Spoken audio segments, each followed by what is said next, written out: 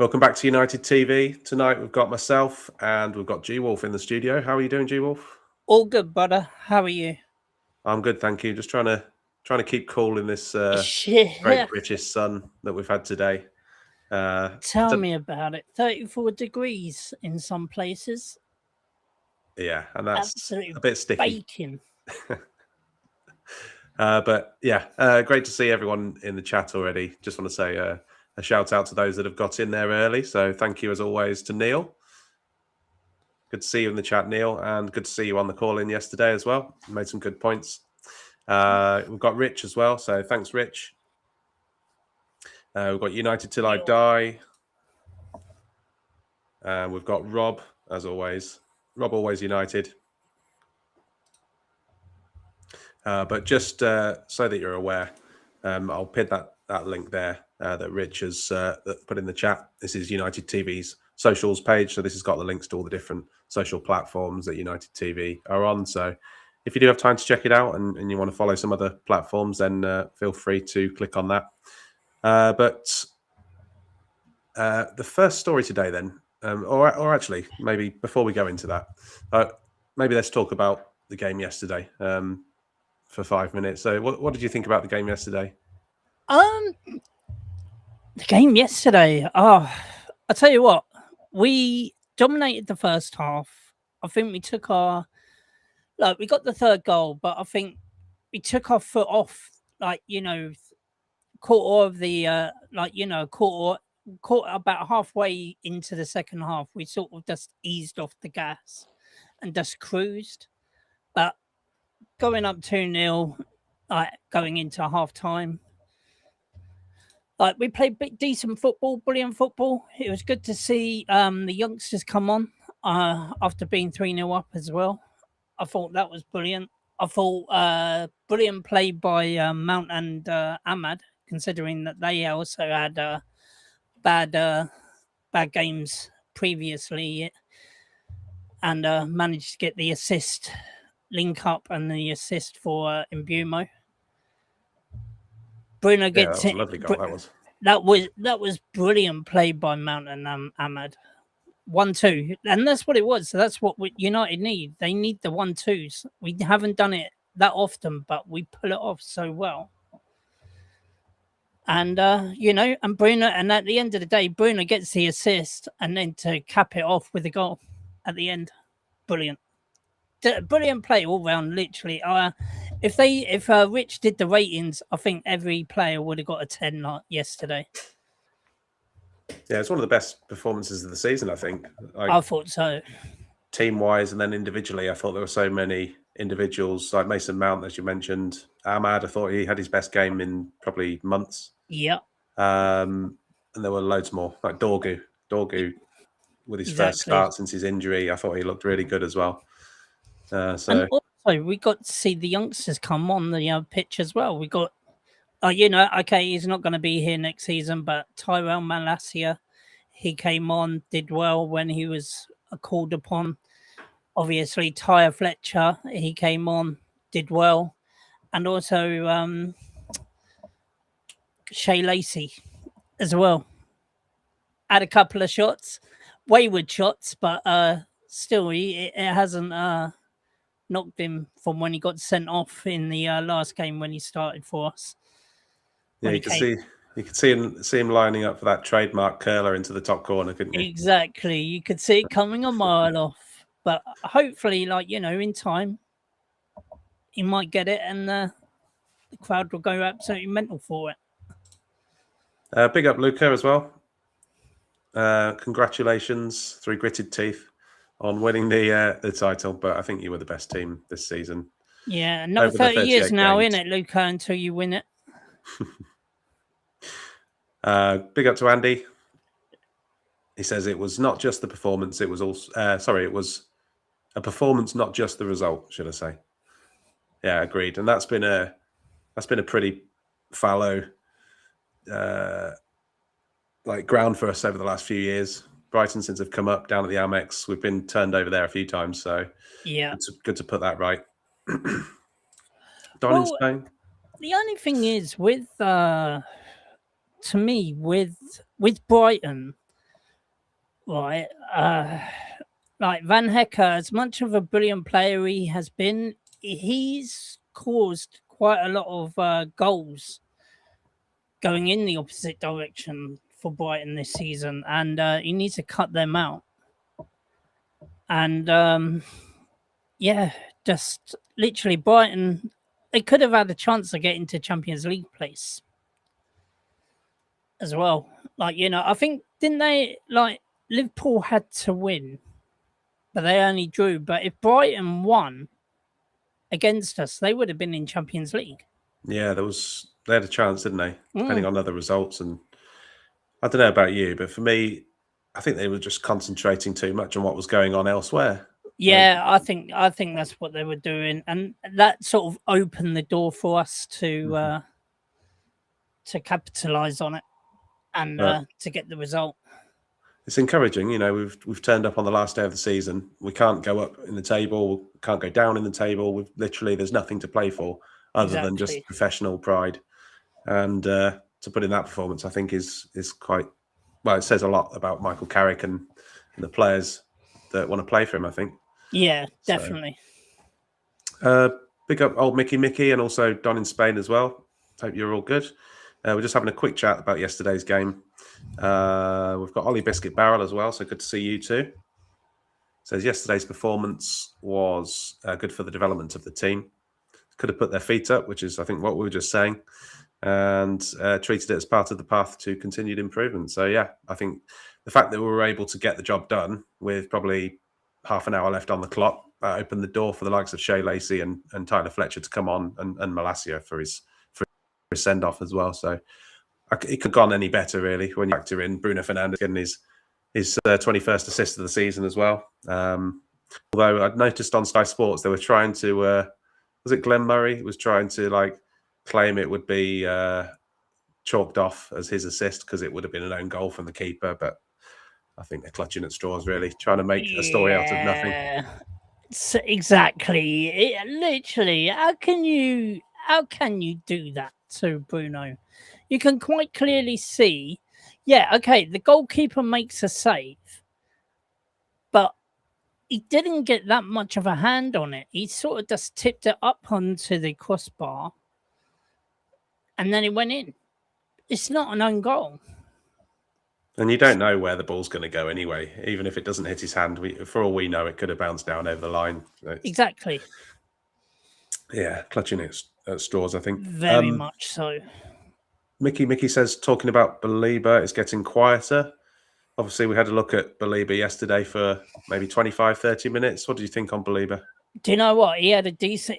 for the 25 minutes, that's when Brighton sort of stepped it up a notch. So him and Minter and Belieber, that both of them, they were really decent when they came on. Belieber carrying the ball, he was unbelievable. I thought he was unbelievable yesterday when he came on. So I tell you what, if it's gone quieter, it shouldn't have, because I think we should get him. He showed a glimpse, didn't he? A glimpse of what he's capable of. Exactly. Yeah, I think he would. I think he would do a decent job, even if he he's been poor. But I think if he came to a different club, he would. You can see that he's got talent there. But at 100 million, no way, walk away. Even at 80 million, walk away. It's about 50, 60, I would have said. Yeah, I agree. And then also apparently, the big noise at the moment is Mateus Fernandes coming to United. That's the big noise coming at the moment. But West Ham saying no less than 60 million. Well, say the truth, jog on, because of you're in the Championship, and why should we pay 60 million for a Championship player? There's going to be a few leaving West Ham, I think, at the end of the season. They got to recoup 100 million. So say the truth, they're hoping that Mateus Fernandes is going to take out the bulk of that out of that 100 million. by saying slapping on 100 million on the deal. Big up Malps, and we've got Broken Verdict as well. We've got Cam, the big dog. They're all coming in now, so big up. Good to see you all.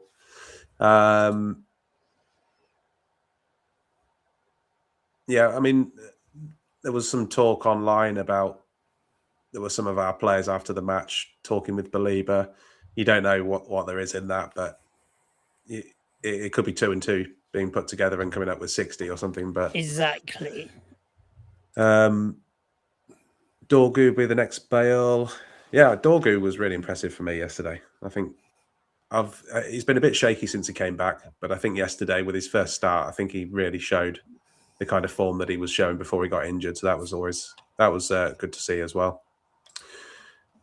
Iron FSTS, good to see you. Truffet is better. Crikey. He scored yesterday, didn't he, that Tuffet? I don't know. Victor as well. Good to see you, Victor. We'll just move over onto the slides that we've got prepared for today. So we've got a few things, but really it's open for discussion if people want to talk about what they want to. The first one I've got is Lewis Hall. So apparently devastated after being omitted from the England World Cup squad. So Thomas Tuchel has left him out controversially. Meanwhile, the likes of Livramento, Dan Burn, etc., have made it into the squad. Jason Wilcox is apparently pushing heavily for us to look at Lewis Hall for 55 million. Apparently, that's apparently what the club are willing to pay for him. And according to his sources that are close to him, so these are presumably leaks from friends or people that know him, the player has ruled out a move back to London or abroad. So have you got any initial thoughts on this one? Do you know what I do like? I did like Lewis Hall this season for Newcastle. He's been one of their top players this season, and that's someone who we need. We need a player like this. So if we can go and get him, but you said round about 55 million,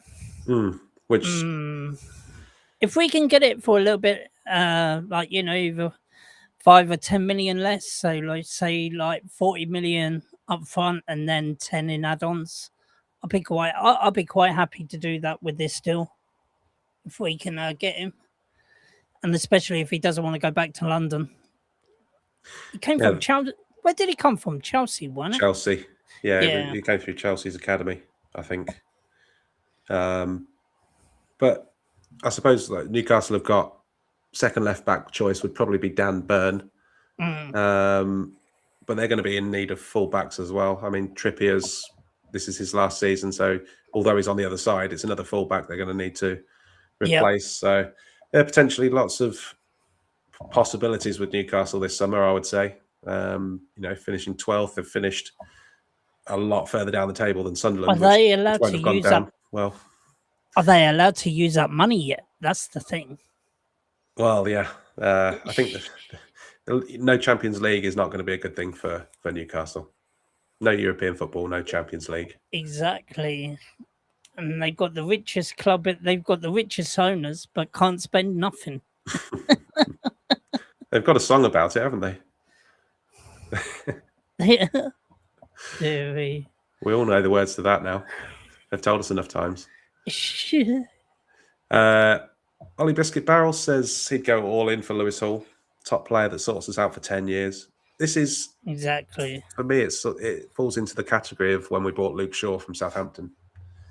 That was probably the best young left back around at the time. Yeah. Similar kind of age. I think, though, Lewis Hall is probably better than what Luke Shaw was at that time. I think he's just on another level for me. Yeah. Well, don't forget, it's a different era as well. And, Luke Shaw, when he first came onto the scene at Southampton, he was one of the best left backs at that time. And then when he came to United, look how many times he was bombing forward. It's only since that leg break in the Champions League I think who was it against? Leverkusen. I think it was PSV, wasn't it? Or it was a Dutch team, I think. I'm pretty sure. No, I'm pretty sure. Wasn't it Davis or someone who did it? Can't remember the player. I'm but yeah, I'm pretty sure it was either a German team. I'm pretty sure it was Leverkusen or something like that we was playing against, and literally broke his leg, and But since then, Luke Shaw hasn't been the same. Like, he hasn't been doing the running. It's only this season. It's the first time that he has been injury free. He's actually managed to play 38 league games this season, hasn't he? He's Exactly. The only player. Well, and still didn't get into the World Cup squad. He's benefited from the team being only in the league, hasn't he? Yeah, obviously we had first round exits in both cups that we were in, but I think yesterday that was probably one of his best performances this season. In terms of his overlapping, that he hasn't shown a lot this season, but he did show it yesterday. Exactly. Can you just give me 1 minute? My daughter's here. She needs me for something. Sorry. Yeah, sure. No problem. Sorry, guys. So United Till I Die says he'd rather go for Ram or Ryerson. So I think we've covered Ryerson a couple of times recently. He's very good. He's kind of an attacking right back, really, isn't he? Or marauding right back. Lots of assists this season. Crazy numbers. And he's at Dortmund in the Bundesliga. So there's one we've been looking at, I think, a Vivell one.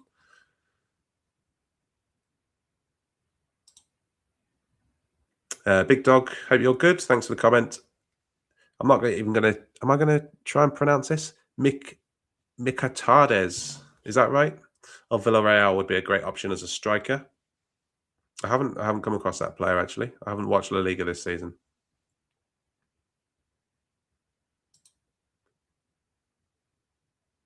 Mickey says he loves Tonali, but if we're going for a Newcastle player, he'd prefer Hall, our new Dennis Irwin.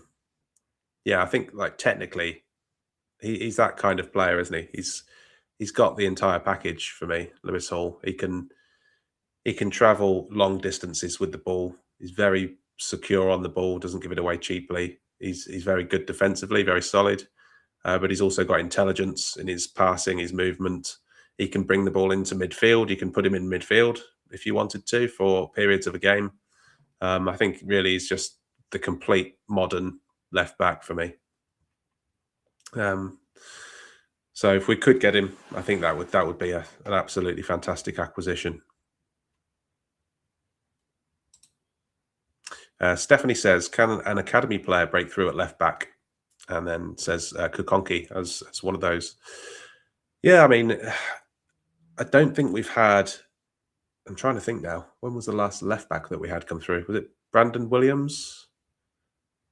Brandon Williams is probably the last one. But Kukonki, I think we're going to potentially see in pre-season, I would hope. We try and use those players as much as possible on the summer tours and so on, especially with the World Cup as well being played.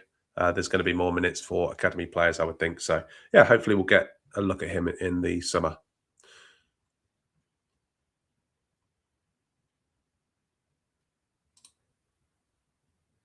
Ollie Biscuit Barrel says, imagine having an overlapping fullback with a decent cross.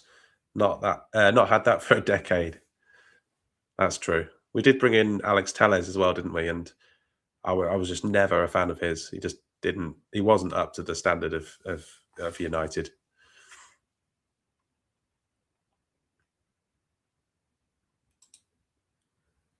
Big up, Katie. Hope you're well.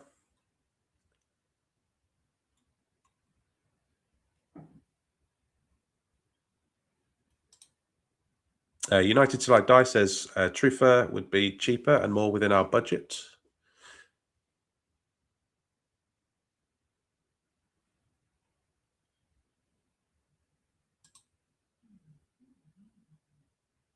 Stephanie says Shaw has great passing ability, should have grabbed more assists over the years. Yeah, I think, like, people talk about numbers, don't they? Assists and goals, goal contributions, as people call it now. And Luke Shaw doesn't really feature on that list at all in a season.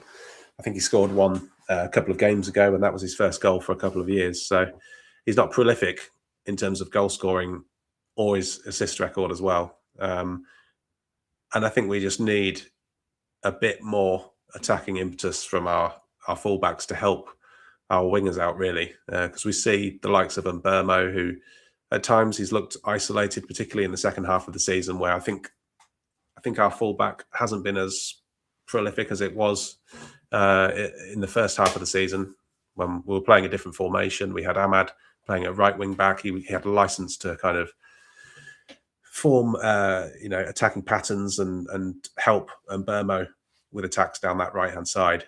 In the second half of the season, we haven't really seen that. Dalot doesn't do it consistently. Mazraoui doesn't really do it very often at all. And it's left our wingers kind of isolated. And Mbermo, to an extent, he can do it on his own because he's a special player. He can glide past opponents, like 1 and 2 opponents at a time. But it's not something that's really, you can't rely on consistently, because against better teams, you're going to get found out. So yeah, I agree. He should have had more assists and more goals over the years.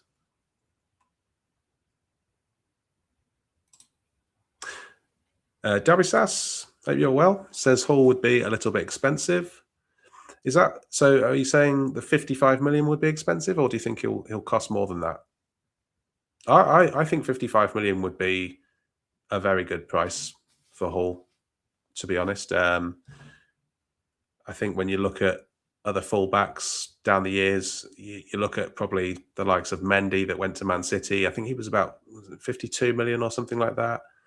I think they had a sequence of about 2 or 3 fullbacks that cost in that region. So with transfers going up as they have, I don't know. I think 55 would be good business for me. But I guess it depends. Like, what's the overall spend and budget for this summer? Yo, I'm back. Welcome back. Hope you're good. Yeah, literally, he is absolutely in a lot of pain through this. Oh dear me. He's saying he's feeling tingly, but it sounds like that he's got a heat stroke more than anything. Bless him. Yeah, it's a lesson you learn once, don't you? And then you learn from it, and you don't do it again. Stay on the sun too long. It stays with you. Oh dear me.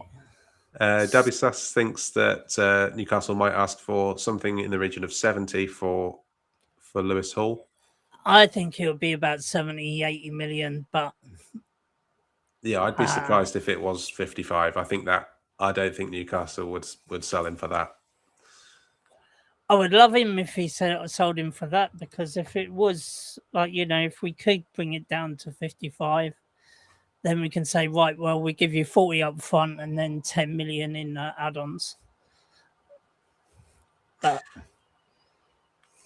Big Dog says, would you take Van Hecker?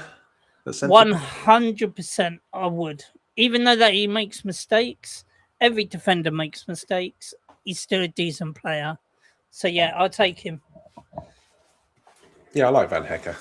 I'm not sure he made any glaring mistakes yesterday, but Sky Sports commentators said he's had, I think, 4 mistakes that have led directly to goals this season. Yeah. Obviously, I haven't watched him in every game, but from what I have seen of him, he's a very good centre back. He's a modern centre back. He reminds me a bit of what's the one at Tottenham? The fast guy. Oh, what? Van der Ven? Van der Ven. He reminds me a little bit of him. Yeah, a little bit. Hopefully, but the only thing is, it's got to be a cheaper option. Like, we know what Brighton are like. Yeah, Brighton would say 100 million for Van Hecker. Well, jog on then. See you later. The Big Dog says, I think Lacey needs to go out on loan in the Championship next season. and possibly the same with Obi as well.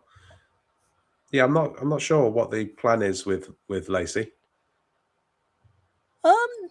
Say the truth, I think it would be good staying at the club and just just being a bit player, and then like as I said, because we're going to be in 4 competitions next season, right? We need our youngsters, and for me, especially with the Mickey Mouse Cup, we can use the youngsters in the Mickey Mouse Cup.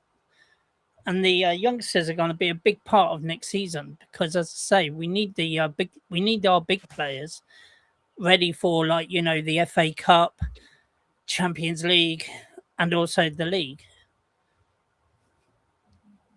That's what literally we're going to have them in 3. We need our youngsters to be in the Carabao Cup. The Big Dog says he'd rather spend 70 on Hall than on Morgan Rogers. I would absolutely agree with that. Absolutely. You wouldn't take Morgan Rogers? Not for 70 million. No, I'd rather spend 70 million on Lewis Hall, who I think can... The only thing is, which one do we need more? Morgan Rogers or Lewis Hall? I would say Hall. So, yeah, I probably would agree with that. I would say Hall. We've already got... I mean, Cunha and Rogers are quite similar, really, in their playing style and positioning, so...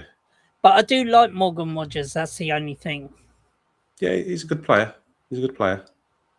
I think he did have a purple patch earlier in the season. He did, but is he gonna? Are we gonna see him at his best? Do you know what? All the Aston Villa players have come so on. Especially the England players for Aston Villa, they have come so much on form. It is unbelievable, and hopefully we can see it in the World Cup. There's a lot of skeptics about that squad, isn't there? There is. Tuchel's going to be either like a national hero and he goes and wins the World Cup and he silences us all, or he's going to go down as one of the worst, most hated England managers of all time. All of a sudden, it's going to be, see, the German is a spy. He's spied on us and he's made us bad for a reason because he wants his national team to win the league, to win the World Cup. For Christ's sake, get a grip, guys.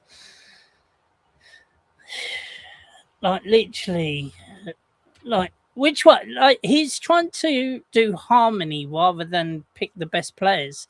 We've done that before. Previous England managers have picked the best players, and it hasn't worked out for us. Look, don't forget, in an era, we had 2 of the best England midfielders in Frank Lampard and Steven Gerrard. But the only thing is, separately, they were brilliant. Play them together, they were shit. So, tell you the truth, which one do you want? Do you want the best players or do you want team harmony and to win games? Yeah, you've got to have the right blend. You do. There's been a lot said about that England generation. The only thing the only complaint which I've got about the team sheet going to the World Cup is Henderson. Henderson is there. And it's like, hold on. He's only just come back from injury for Brent. Is it Brentford he plays for now? Yeah, he's at Brentford now. Right? He's only just come back from injury and he's already in the World Cup.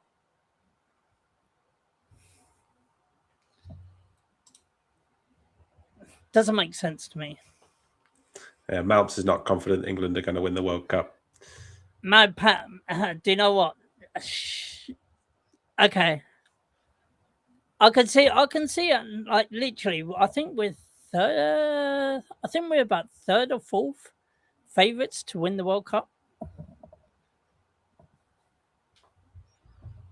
Yeah, I'll be very surprised, I must admit. I haven't been impressed with... I mean, I haven't watched every England game since Tuchel came in, but I haven't really been impressed with with the team in that time. There's a few players I just don't think are up to international football, not for England. I tell you what, I watched the later part of the Everton versus Spurs game, and I'll tell you what, if Pickford comes out like what he did in the later game against Tottenham, I'm going to be shitting my pants every single time because he missed it. He's always been good for England, though. Yeah, as I said, like if he does that, if he does that, like for England, as I said, I'm going to be shitting my pants because he would have had his pants pulled down. I'm telling you, literally, like, how Tottenham didn't go on and score, like someone literally go on the end of that is beyond me. Right, I'll move us along. So we've got a couple more things to discuss. So the first one is Edison, and that is that the fee is being finalised as we speak. I think the clubs are still apart in their negotiation, but it's going to be around 43 million, we think. The 5-year contract has now been agreed according to Romano, so I think it is just a matter of time. It's about the two clubs. Probably, I would think, finalising what are the instalments that this fee's paid in, because I think the 43 million seems to be the figure.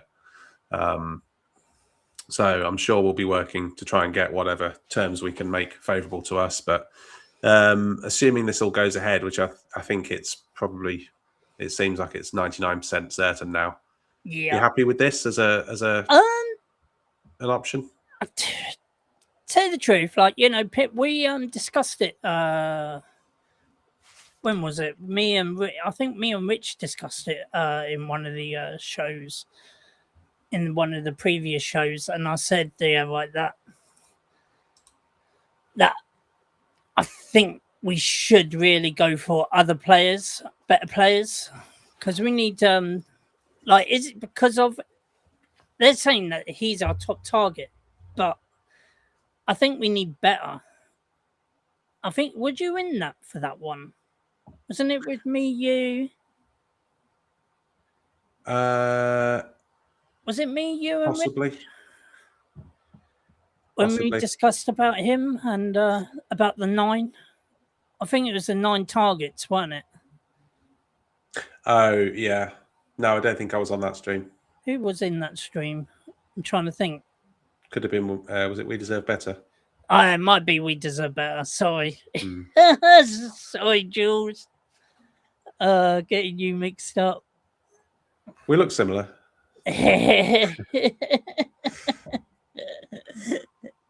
Oh, dear me. But yeah, I'm not too fussed.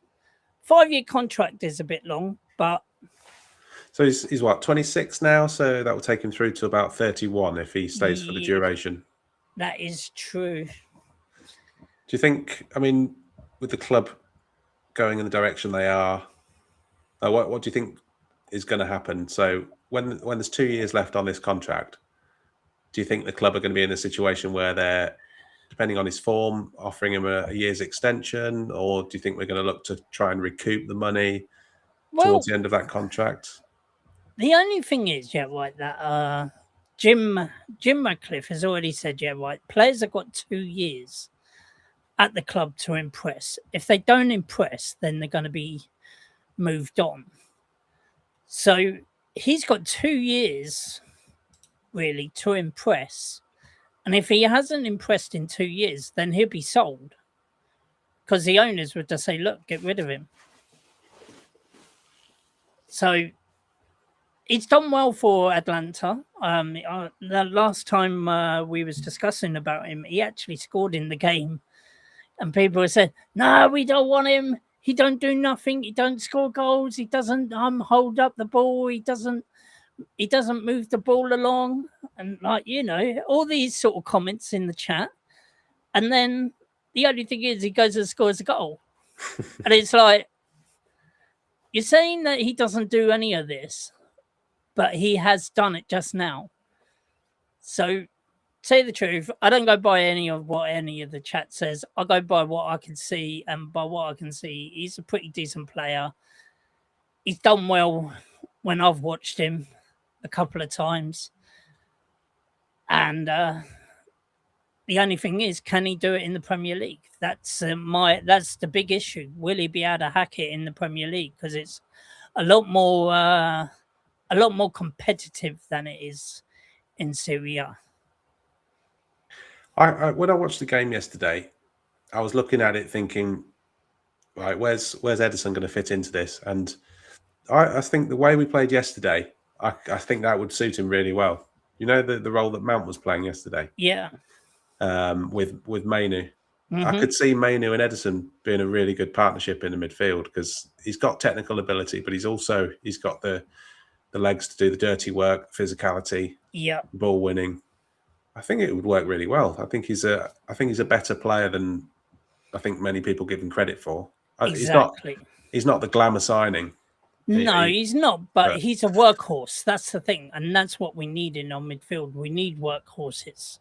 Someone who's not afraid to get stuck in. That's what we need at the moment. We need people that will don't mind getting their hands dirty, get stuck in, get into tackles. Literally, we've been crying out for Roy Keane for ages since Roy Keane's even left. We're still crying out for one now. But will he be able to do that? Only time will tell. The big dog says he's surprised we've gone for Ederson over Gomez from Wolves. Would you have taken, if you had a choice between those two players, who would you have picked? I would have liked Gomez coming to us, but he hasn't been on form recently, I don't think. So I'm quite happy that we've gone for Ederson. Yeah, I was in that second game because I don't think Gomez played the first game we played Wolves, did he? No. But the second game, I was quite impressed with him. I thought he was quite good. Yeah, he's not a bad player. I wouldn't say there's a lot in it. I think my preference would have been Ederson over those two, but I don't think there's a massive amount in it from what I've been able to tell. Yeah, exactly. Same here. They're quite similar sort of players. They're not world-class names, but they're quite happy to get stuck in and do the job in hand. But then also, how much is Gomez going to cost from Wolverhampton? How much is Wolves going to ask for? And also, do we really want to keep on buying championship players if we're going to go and buy Mateus Fernandez? Yeah, there's got to be a balance, hasn't there? Otherwise, you end up becoming a Wolves or a West Ham if you just sign all their players. Exactly. Yeah. It's like, do you want to go for and win a Premier League, or do you want to just keep on scraping at the bottom of the barrel? I'd rather go up than down, mate. That's a good, if you take into consideration Ederson's Champions League experience as well, he's put in some big performances against the likes of Real Madrid, other top teams in that competition, and the Europa League. He's done it in the Europa League as well. But so he's got experience that one or two other names have been linked with probably haven't quite got that experience in the Champions League anyway. So I think we need that with Casemiro going. We need players who've been around the block and that know how to cope with the European football and domestic football. It's, in the same week, so traveling involved, the different tempo, etc. Different teams you come up against. So it's all good experience.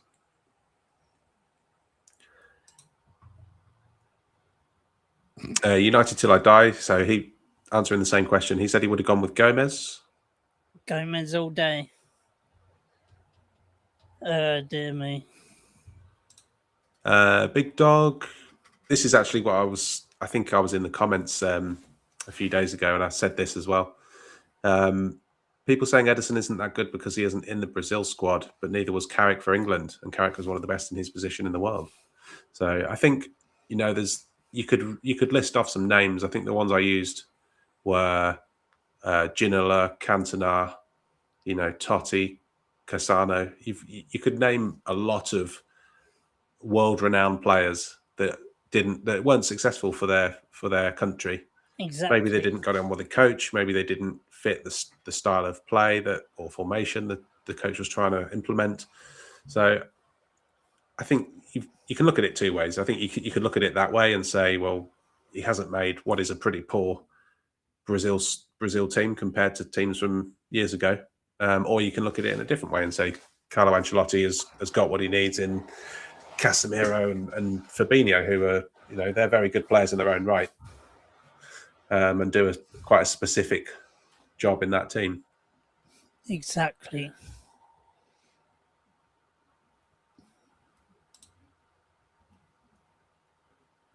Don says Edison parked up in case we can't get Tonali or Anderson. Well, this is another way we can look at it. Is we need to be in contact with as many targets as possible, so that if we need to strike, we can do. And if we lose out on a target, we've got others ready as well. So I think the work that we're doing is obviously it's good practice, but it's also encouraging because it's so early in the window. Well, it's not even in the window yet, is it? So that's how early we're doing it. So it makes a difference. United Till I Die says he struggled against Chelsea. I didn't see that game. Was that this season? I haven't been watching Chelsea much in Europe.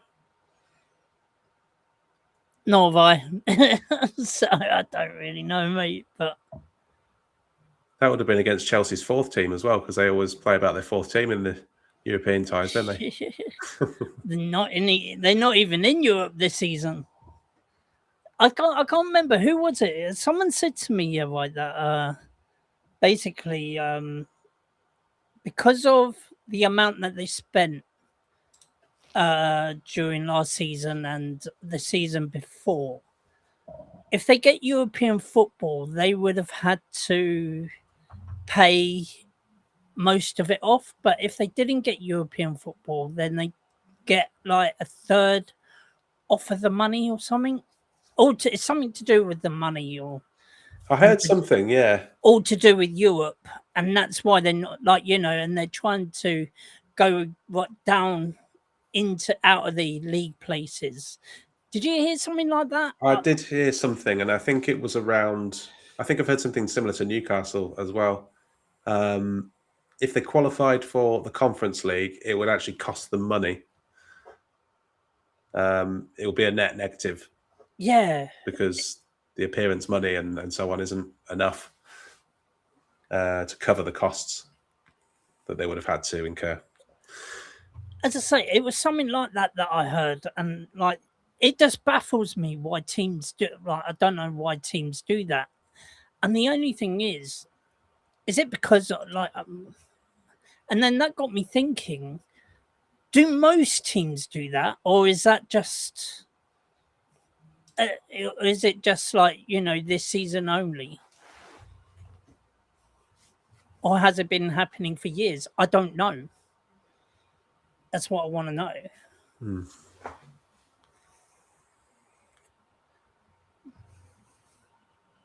Has Man United been doing that for ages? Trying to recoup most of the money, and that's the reason why they're haven't been in Europe.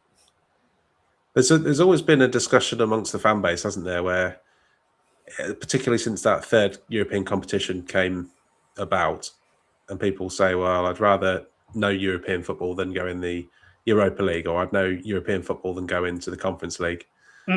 But, I think it depends on your stature as a club. Like Man United being in the Conference League is different to Crystal Palace being in the Conference League, or West Ham. When they won that competition, West Ham, that was like winning the World Cup for them, wasn't it? It was. Oh yeah, exactly. It was special. And like Aston Villa this season, it's like winning the. It's like winning the Super Bowl.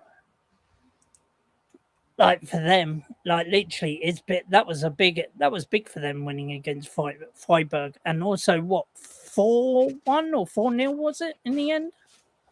Yeah, they got thrashed, didn't they? Was it 4-0? Yeah. Aston Villa absolutely smashed them to pieces. So, tell you the truth.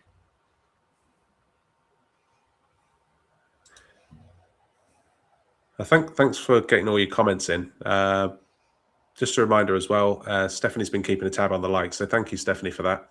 I think we were up to, was it 20 likes? I think she put a few minutes ago. So thank you if you've been clicking the likes as you've been watching. Please remember to subscribe if you're new as well. So hopefully we'll see some new viewers in tonight. Don't be a lurker. Feel free to drop a comment, and we'll try and get discussions on the go based on your comments as well.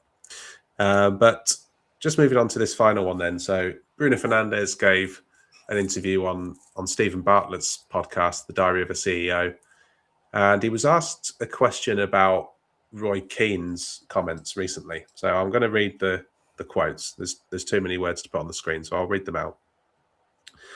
So what Roy Keane said about Bruno was, after the Forest game, he got interviewed and he said a few times I probably should have shot, but I made them passes. And then Roy Keane said, wow, how can your mindset be about an individual record?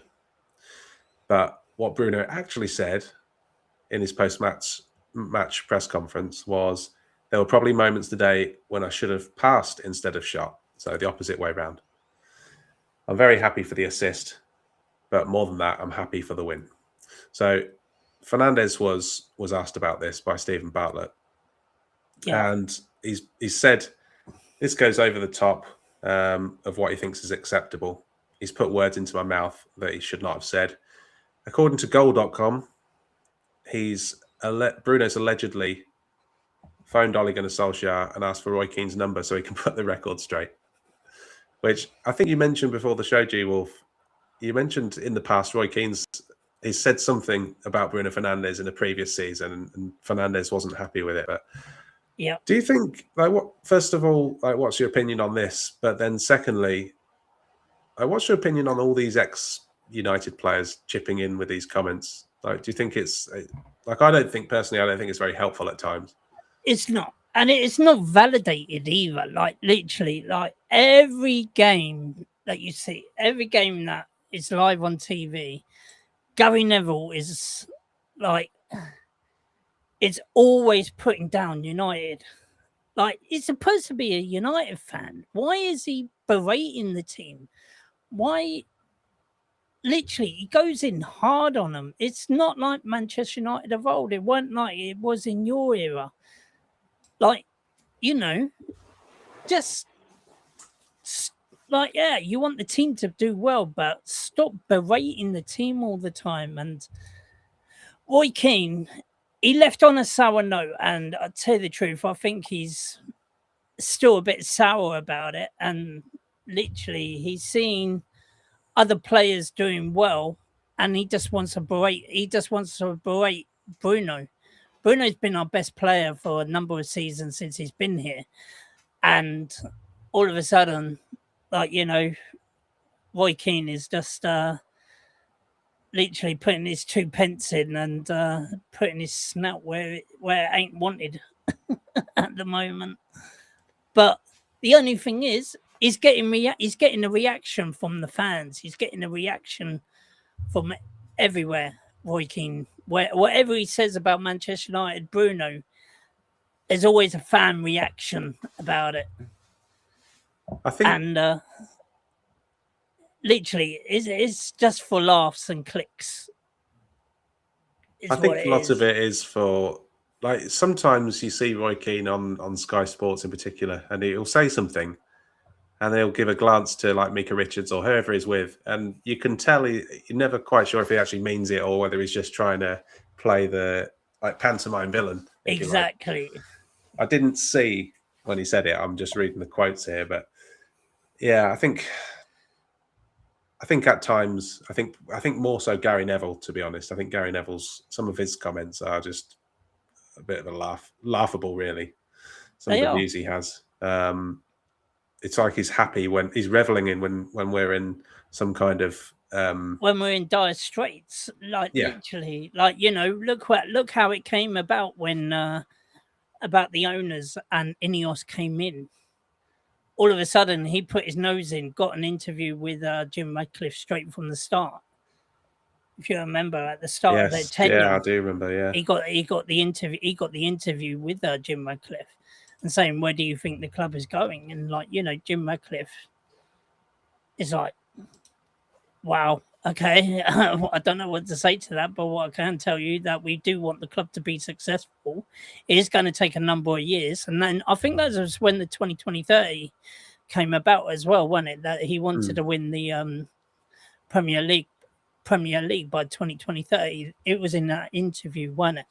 And then people were saying, no, it's not going to happen, blah, blah, blah. It might not happen. But the only thing is, if you look at Leicester City, they were fighting for relegation one season, next season, 1,000-1 to win the Premier League, and they go and do it. I think you've got to aim high. Like you can't aim like, in my opinion, we at least need to be challenging for a title by, I think the most recent year they said was 2028. I think if we're challenging for a title by then, I think that's all you can do. You can't guarantee you're going to win the title. Arsenal came very, very close on 2 or 3 occasions. And on another day with another outcome on one given match, they could have won the title, but Arsenal are a bunch of bottle jobs anyway. So you like to think if we're in Arsenal's position, we'd have the look, you could see from previous years when we have literally we came from 9th. We was 9th by Christmas, and then come the end of the season, we had the bottle to win the title, and people was writing us off at Christmas. I remember that Christmas. I remember that time when we was 9th up until Christmas, and people were saying, "Oh, we're not winning the title." My mates are giving me gyps saying, "Oh, look where you are, you're 9th." And then come the end of the season, it doesn't matter where you are at the time, it's where you finish, mate. And then we still finished above you with, because we just had a break. And, and then that's where the run came. Like the second half of the season, we always pick up at we always picked up at the business end of the season and to get our points. And that was Manchester United. And Michael Carrick, he seems to have done that this season. So, to tell you the truth, we have picked up.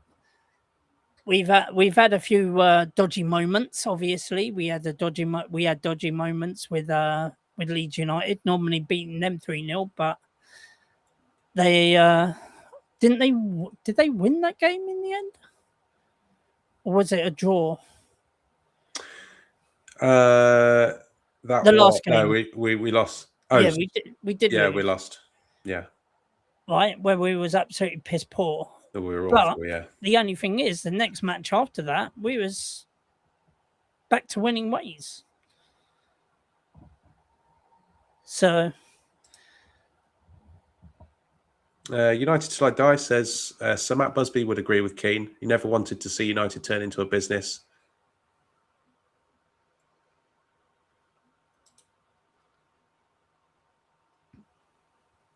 Big up Mo, hope you're well. Good to see you. He says, most of these former players love to see us lose. I think there's always an agenda, isn't there? Like, they're working for a broadcaster. They're basically said to give an opinion that isn't just straight down the line. They've got to look for some kind of angle to make it interesting, and I think at times they do play on it a bit, particularly like Keno. Gary Neville, I think he's got his fingers in a few pies, hasn't he? So he's depending on what platform he's on. Take his fingers out of people's pies and put them in something juicy like Manchester United.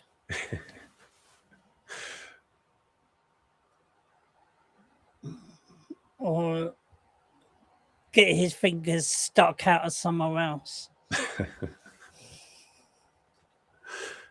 Big up, Gregory. Thanks for tuning in. Hope you're well.